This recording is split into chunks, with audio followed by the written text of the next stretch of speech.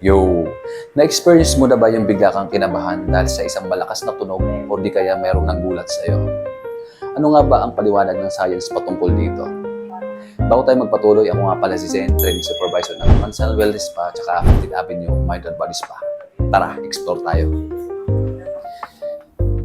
Yung biglang kaba, yan kasi ay kagagawa ng sympathetic nervous system. Kapag na-activate ito, bumibilis ang tibok ng puso mo, tumataas ang blood pressure mo, tsaka nagpapawis ka, tsaka nagiging mas alert ka.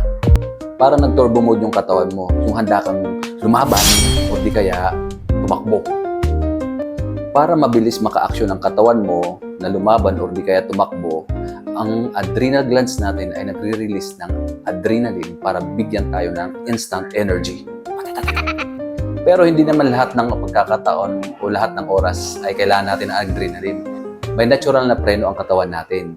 Yan yung pag-uusapan natin sa susunod nating video. Kaya kung nagustuhan mo yung video na to, like and share mo lang to. Yan.